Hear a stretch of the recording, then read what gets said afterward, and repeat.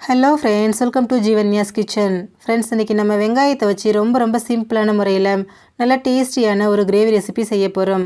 இந்த கிரேவி பார்த்திங்கன்னா சப்பாத்தி பூரி ரெண்டுக்குமே ரொம்ப பொருத்தமாக இருக்கும். செய்கிறதுமே ஒரு 10 நிமிஷத்தில் செஞ்சு முடிச்சிடலாங்க. இது எப்படி செய்கிறதுங்கிறத பார்க்குறதுக்கு முன்னாடி நம்ம சேனல் ஜீவன்யாஸ் கிச்சனை மறக்காமல் சப்ஸ்கிரைப் பண்ணி பக்கத்தில் இருக்க பெல் சிம்பிளையும் கிளிக் பண்ணிக்கோங்க. இந்த கிரேவி பண்ண மீடியம் சைஸில் 2 பெரிய வெங்காயம் எடுத்துகிட்டு அதை 8 பீஸாக கட் பண்ணிக்கோங்க. ஒரு வெங்காயத்தை 2ஆக கட் பண்ணிவிட்டு அதை இந்த மாதிரி 4 பீஸாக கட் பண்ணி எடுத்துக்கோங்க. இப்போது ஸ்டவ்வில் ஒரு கடாய் வச்சுட்டு அதில் 3 டேபிள் ஸ்பூன் எண்ணெய் சேர்த்துக்கோங்க. எண்ணெய் காஞ்சதும் நம்ம கட் பண்ணி வச்சுருக்கக்கூடிய வெங்காயத்தை இதில் சேர்த்துருங்க. சேர்த்துட்டு இதை ரொம்ப நேரத்துக்குலாம் வதக்க வேண்டாம், 1 நிமிஷத்துக்கு மட்டும் வதக்கினா போதுங்க. நம்ம சேர்த்துருக்கக்கூடிய வெங்காயம் கொஞ்சம் சாஃப்டாகிட்டு அந்த பெட்டல்ஸ் எல்லாம் பிரிஞ்சு வரட்டும். பாருங்கள், வெங்காயம் சாஃப்டாகிட்டு அந்த பெட்டல்ஸ் எல்லாம் தனித்தனியாக பிரிஞ்சு வந்திருக்கு. இப்போ எண்ணெயை வடிச்சிருங்க.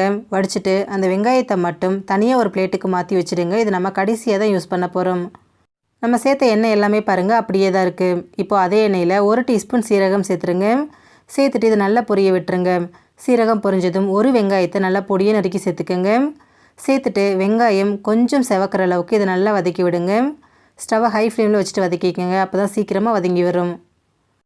பாருங்கள், வெங்காயம் லைட்டாக நிறம் மாதிரி செவந்து வந்திருக்கு. ரொம்ப செவக்க வேண்டாம், இந்த அளவுக்கு லைட்டாக செவந்தால் போதும். இப்போ இது கூட 1 டேபிள் ஸ்பூன் இஞ்சி பூண்டு விழுது.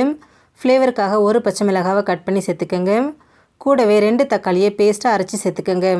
சேர்த்துட்டு இதை நல்லா கலந்து விடுங்க.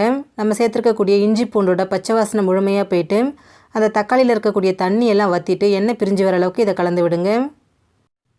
பாருங்கள், தக்காளி நல்லா வெந்துட்டு அந்த எண்ணெய்லாம் பிரிஞ்சு வந்துருச்சு.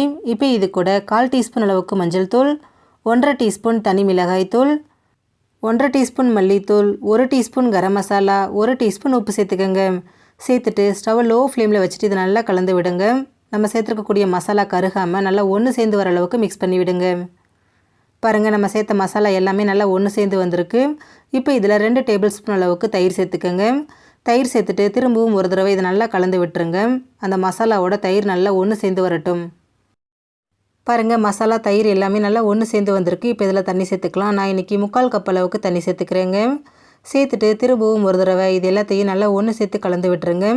மசாலா வேகிறதுக்காக தான் நம்ம தண்ணி சேர்க்குறோம், அதனால் ரொம்ப அதிகமாக சேர்க்க வேண்டாம், கொஞ்சமாக சேர்த்தாலே சரியாக இருக்கும். பாருங்கள், நல்லா மிக்ஸ் பண்ணியாச்சு. இப்போ இதை மூடி போட்டுடலாம். மூடி போட்டுட்டு ஒரு 3லேருந்து 4 நிமிஷத்துக்கு மீடியம் ஃப்ளேம்லேயே இதை வேக விடுங்க. ஒரு 4 நிமிஷம் போல் ஆயிருக்கு. மசாலா முழுமையாக வெந்துட்டு அந்த எண்ணெய்லாம் பிரிஞ்சு வந்திருக்கு. பாருங்கள், கிரேவியோட கன்சிஸ்டன்சியும் ரொம்பவே பர்ஃபெக்டாக வந்திருக்கு. இப்போ இதில் நம்ம ஏற்கனவே வதக்கி வச்சுருக்கிறோம் இல்லைங்களா வெங்காயம், அதை சேர்த்துக்கோங்க. கூடவே டேஸ்ட்டை பேலன்ஸ் பண்ணுறதுக்காக 1/2 டீஸ்பூன் வெல்லம், 1/2 டீஸ்பூன் மிளகுத்தூள் சேர்த்துக்கோங்க. சேர்த்துட்டு திரும்பவும் ஒரு தடவை இதை நல்லா கலந்து விட்டுருங்க. வெங்காயம் ஏற்கனவே வெந்துருச்சுங்க, அதனால் ரொம்ப நேரத்துக்கு நம்ம இதை கொதிக்க வைக்க வேண்டாம். மூடி போட்டுட்டு ஒரு 2 நிமிஷம் மட்டும் லோ ஃப்ளேமில் குக் பண்ணிக்கோங்க. எண்ணெய் பிரிஞ்சு வரட்டும்.